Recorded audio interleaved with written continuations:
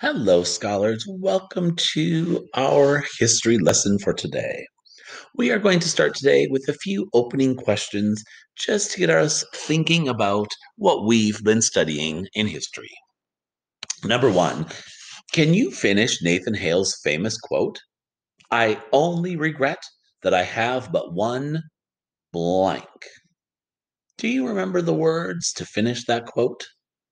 Think for a moment. All right, let's check. I only regret that I have but one life to lose for my country. That's his famous quote. Number two, what river did George Washington lead his troops across on Christmas night for the surprise attack in New Jersey? Did you say the Delaware River? That would be correct.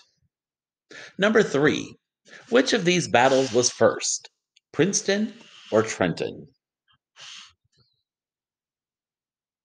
Now, scholars, these two battles were only a few days apart, but after George Washington and his troops crossed the Delaware River, they first attacked Trenton and then, a few days later, Princeton, both in New Jersey.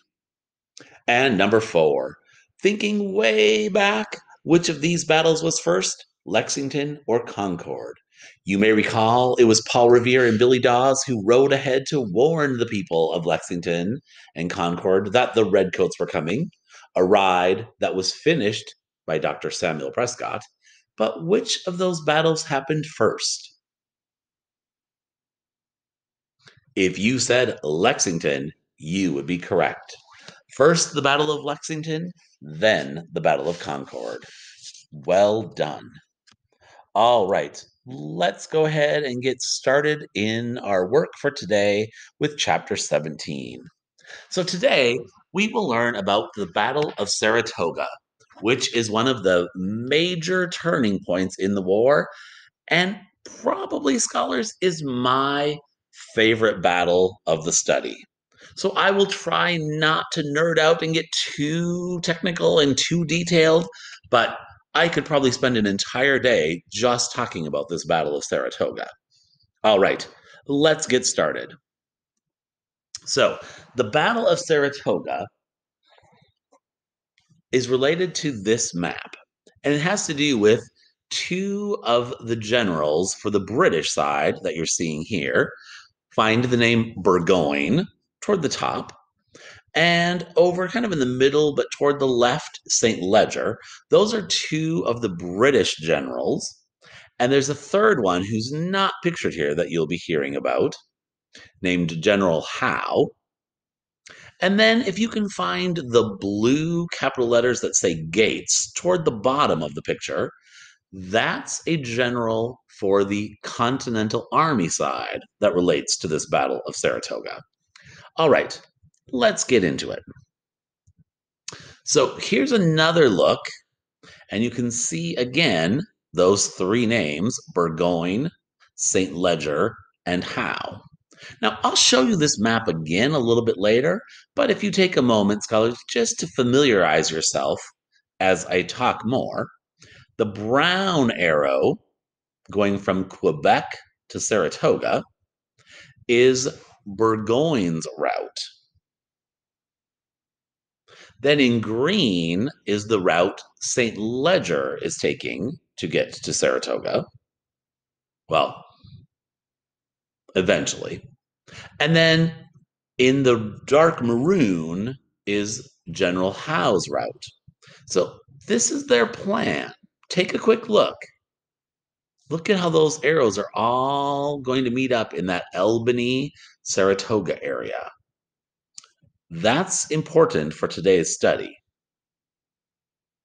Now, let me tell you a little more detail about the plan related to each of these three British generals. Ready?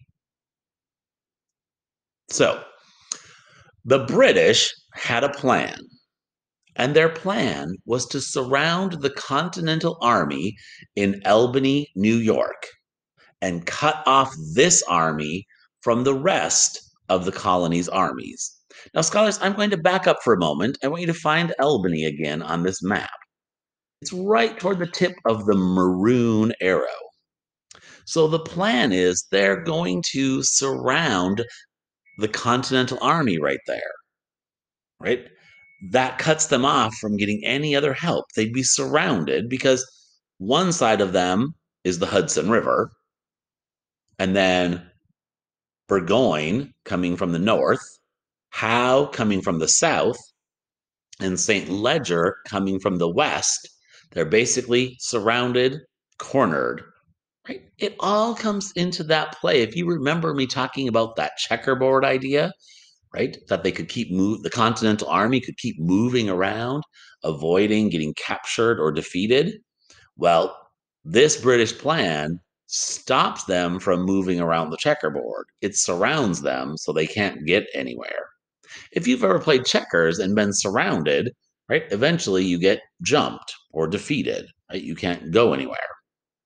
All right, back to this slide.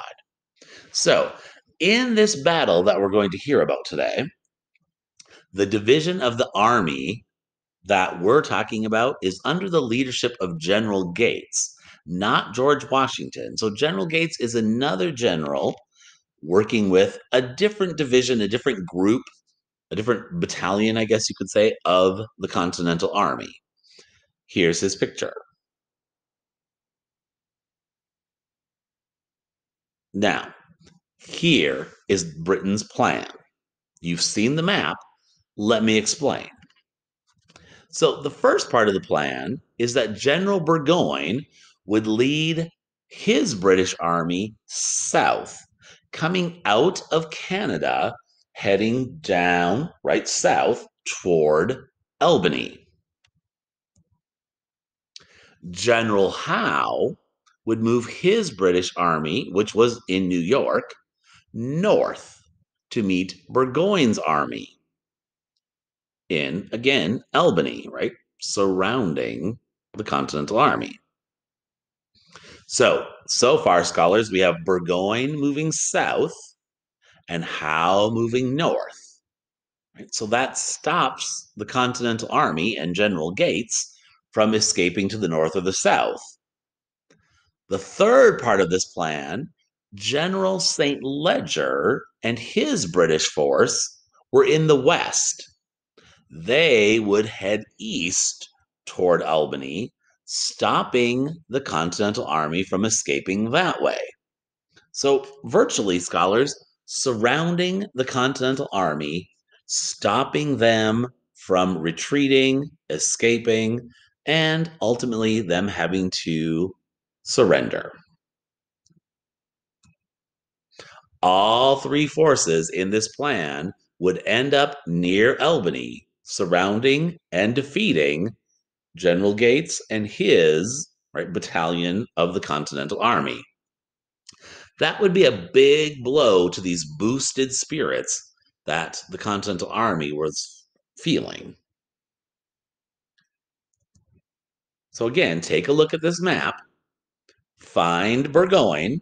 Remember, he's the brown trail, heading south out of Canada, right, toward Albany. And in this plan, Howe and his soldiers, who are in New York, are heading north toward Albany. And then General St. Ledger in green, right, is also leaving Canada, but they're swinging around and coming in from the west. So they're heading east toward Albany. That's where the Continental Army is. That's where General Gates and his Continental Army have been stationed. They can't escape to the to the east very easily because they'd have to cross the Hudson River. So this plan of the British is pretty smart. Surround them, stop the checkerboard idea, defeat them, make them surrender, break their spirits. But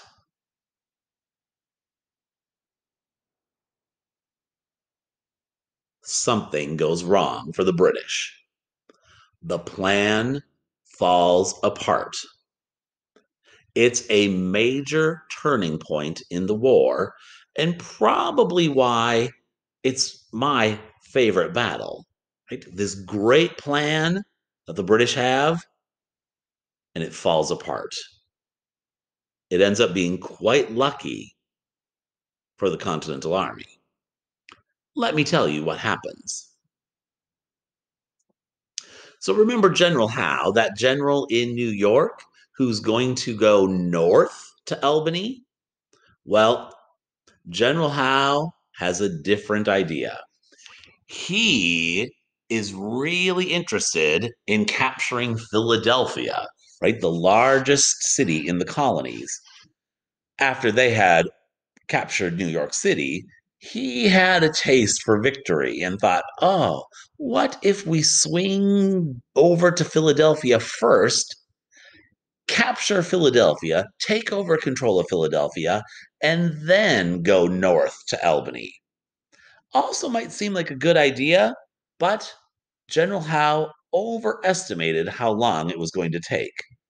Now, he did capture Philadelphia, which is bad for the Continental Army, but there was no time for him to meet the other troops. So, in his plan to go north, right, he was all set to go north. He doesn't make it. So now, if you're the Continental Army and you need to retreat or escape, you could, because General Howe and his army aren't there. That's one less army surrounding General Gates's army. But that's not the only part of the plan that fails. General St. Ledger, the one who's by the Great Lakes coming from the west, well, his soldiers, right, moving east from the Great Lakes, end up meeting a group of Patriot soldiers that they weren't expecting, and they fight as well. That means they also don't make it to the meeting place of Albany. So now that's a second army that is not going to be there to surround General Gates's army. So, scholars, that means two of the three armies in this plan to surround the Continentals aren't actually going to make it there to follow through on their part of the plan. And now remember, St. Ledger and General Howe can't pick up a phone and quickly email or text Burgoyne to say, oops, we're not going to be there. So the plan continues on without Burgoyne knowing that Howe is not covering the south of Albany, without knowing that St. Ledger is not covering the west of Albany. So, this big battle that's going to take place isn't going to be quite the same. Here's a look. Those two circles that are showing the not happening shows you the result, right? St. Ledger's green route doesn't end up happening because they fight a group of patriots to the west and don't make it to Albany. And General Howe, in his maroon route, doesn't actually happen because he first swings down to Philadelphia. Do you see it there on the map? He goes that way, defeats, captures Philadelphia, but doesn't have time to swing around and get back up to Albany before the battle. So now, the battle that's actually going to take place is only going to happen between Burgoyne's British Army and General Gates's Continental Army. And that battle ends up happening in Saratoga. Hence the name, the Battle of Saratoga. It's a result in disaster for Britain. In October of 1777, the British and American sides do fight in Saratoga, but it's only Burgoyne's British army fighting against Gates's Continental Army. It is not three sides against one in a surrounded battle like was originally planned. The American side wins this battle, and scholars, 6,000 British soldiers surrendered. That's a huge number. That's a great victory for the American side.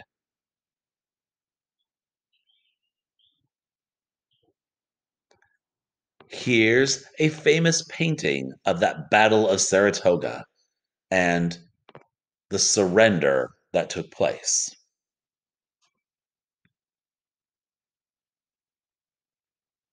Now, not only was this battle great for the American side because they were victorious and had a surrender of a British Army battalion, but that leads to France becoming an ally to the American side. Now, that might not be too surprising. France had actually wanted revenge on Great Britain since the French and Indian War. Scholars, do you remember that way back at the beginning of our study?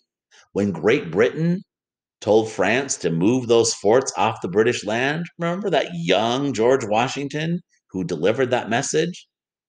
And the French general said, no, this is our land. We're not moving the forts. And it led to the French and Indian War.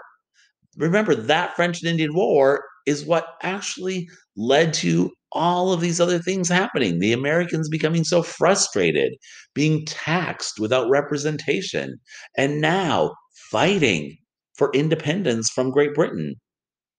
That can all be traced back to the French and Indian War, which France had lost and wanted revenge on Great Britain. So, France became an ally to the American side and secretly started sending money and supplies. Later, France is also going to send soldiers and a large naval fleet, a large fleet of ships. That is going to become very important in a later battle. So remember, this Battle of Saratoga, when the world saw that, hey, maybe this Continental Army really could succeed, it leads to France stepping up to help, even though they were doing it in secret. It also leads to two other countries, Spain and the Netherlands, also step up and start helping the American side. After Spain, the Netherlands, and secretly the French enter the war on the American side, it means Great Britain now has to fight not only in the colonies, but they're having to fight against Spain and the Netherlands in Europe. So now it divides their forces, right? They can't put all of their soldiers in the colonies or have all of their navy in the colonies, right? They now have to go from having every resource in one place to spreading out their resources, which means their navy's not as strong if it's split up. Their soldiers, right, aren't as strong if they're split up. So, having less of a force means not as much strength. These allies, Spain, the Netherlands, and France, makes a big deal as this war continues. So today, scholars, you learned about the Battle of Saratoga, a major turning point in the war. You heard from me about the plan that the British had for this battle, which they thought would be in Albany, and how parts of that plan failed and resulted in the Battle of Saratoga. You also heard about some countries that joined the American side as allies. Now, for your assignment, be sure to click on the Google form, answer those 5 questions about today's lesson, and remember, click submit at the bottom of the form so you can send the answers to your teacher. Thanks for listening, and I sure hope you found this Battle of Saratoga as exciting as I do. Thanks for joining me.